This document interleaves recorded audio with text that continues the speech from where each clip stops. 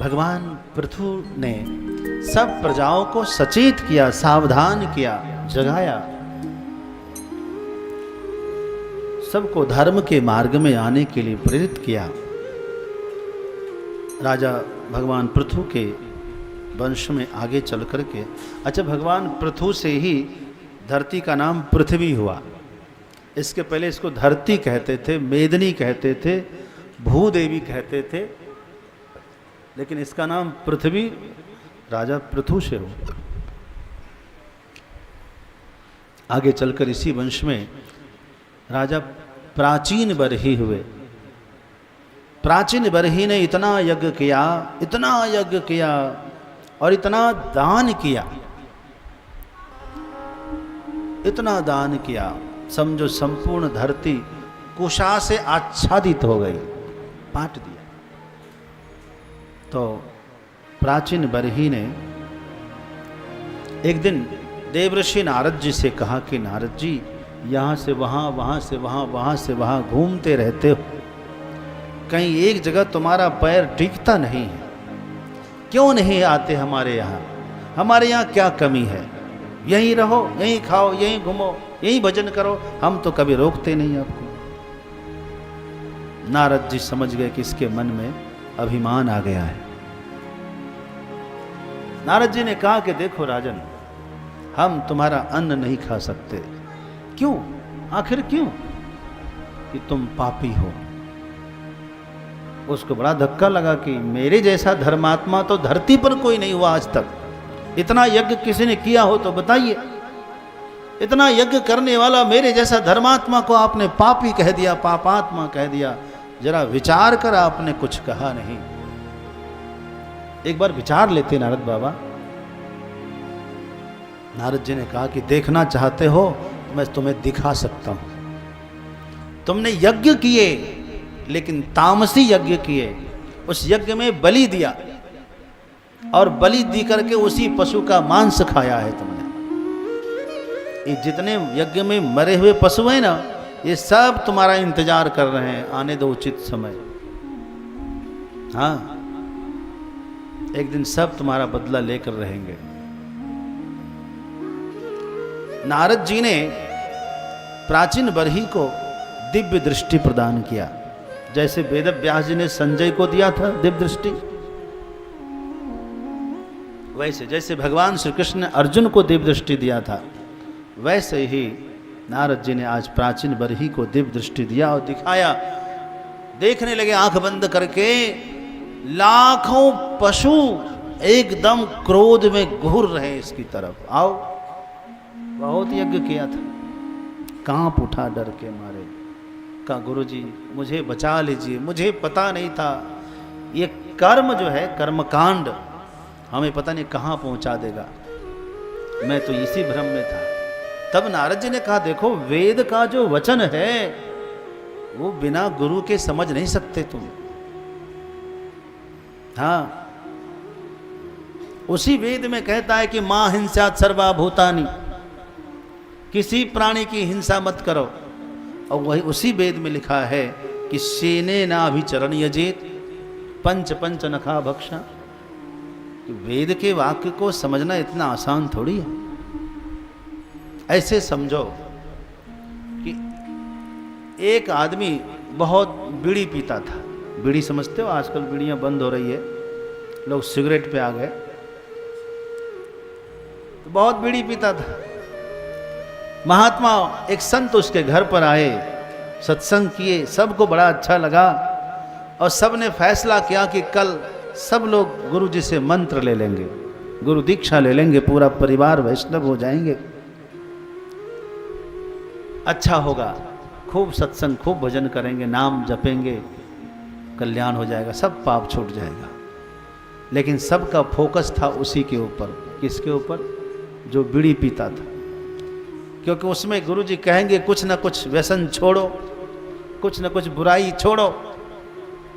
तो ये क्या करेंगे? सब ने कहा गुरु जी इससे जरूर बीड़ी छुड़वा लेना।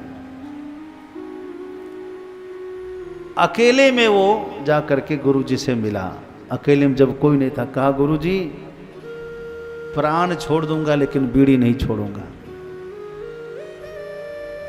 और आप चाहे जो मर्जी छुड़वा लेना, बीड़ी छोड़ने के लिए मत कहना, बाकी मैं आपकी सेवा में हूँ, आपसे बहुत प्रेम है मुझे, मेरी मजबूरी समझ लीजिएगा गुरुजी, मेरी लाज रखिए।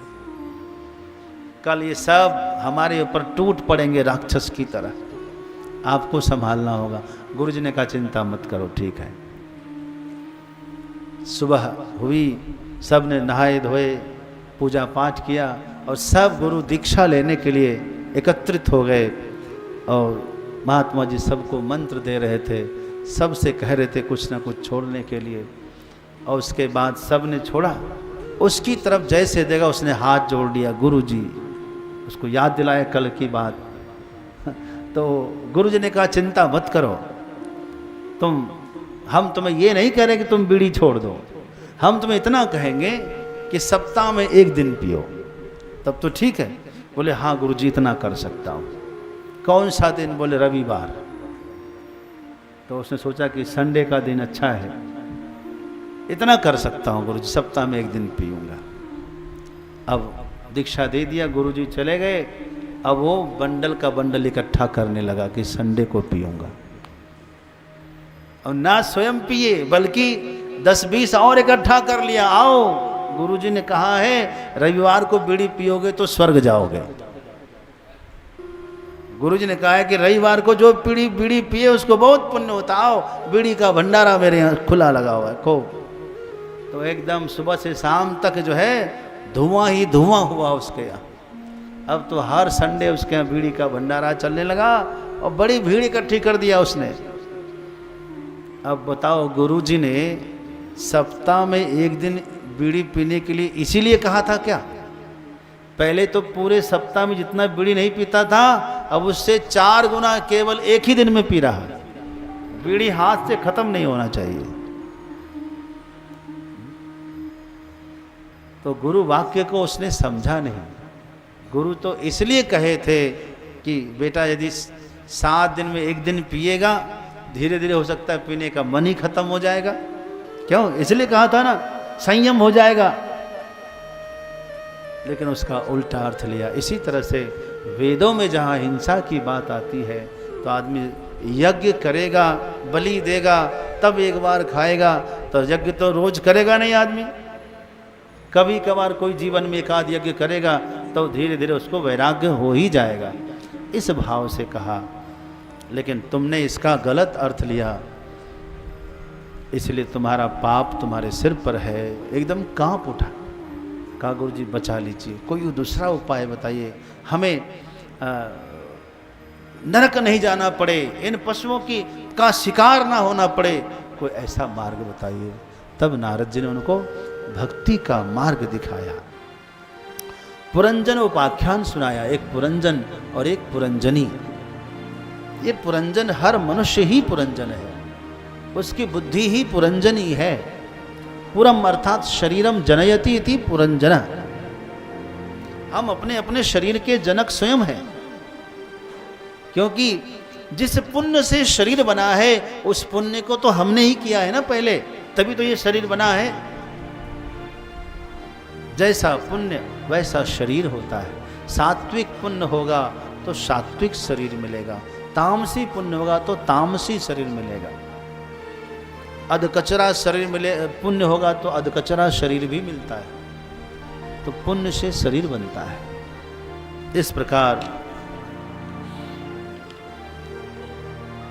राजा प्राचीन बरही को नारद जी ने पुरंजनोपाख्यान सुना करके उनका मोह भंग कर दिया। प्राचीन बरही के 10 पुत्र हुए। उन 10 पुत्र को प्रचेता कहते हैं। 10 जुड़वा थे, इसलिए प्रचेता कहने से सभी का बोध होता था। सबों को भजन करने के लिए भेजा। नारद जी से दीक्षा लेकर सब ने भजन किया। और उसके बाद जो है प्रचेता के पुत्र दक्ष हुए। उस दक्ष ने असिकनी और वीरनी से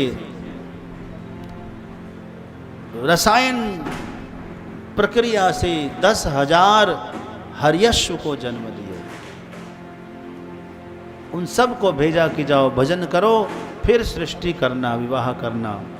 सब भजन किए, लेकिन नारद जी ने सबको साधु बना दिया। फिर 10,000 सबलासों को जन्म दिया, उसको भी साधु बना दिया। दक्ष प्रजापति ने नारद जी को श्राप दिया, मेरा श्राप है, आज से तेरा पैर कहीं टिकेगा नहीं, तुमने हमारा वंश बनने नहीं दिया। नारद जी ने श्राप को स्वीकार कर लिया, कहा अच्छा है, एक जगह रहता था तो कम चेला बनाता था, घूमूंगा तो ज्यादा चेला बनाऊंगा। नारद जी श्राप को अंगीकार कर लिए। उसके बाद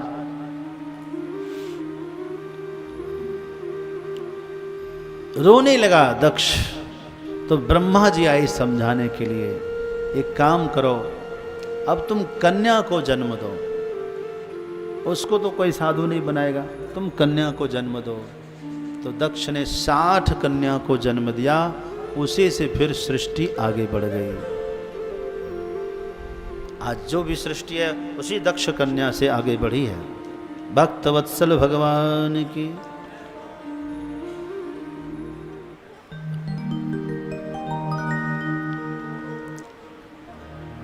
तो पुरंजन और पुरंजनी के उपाख्यान से यह समझना कि पुरंजन और अभिज्ञात 2 मित्र थे ना, और पुरंजन को एक सुंदर नगर मिला, उस नगर में सुंदर सा एक भवन मिला, जिस भवन में 9 दरवाजे थे, एक दरवाजा बंद था 10वां, और 9 द्वार खुले थे।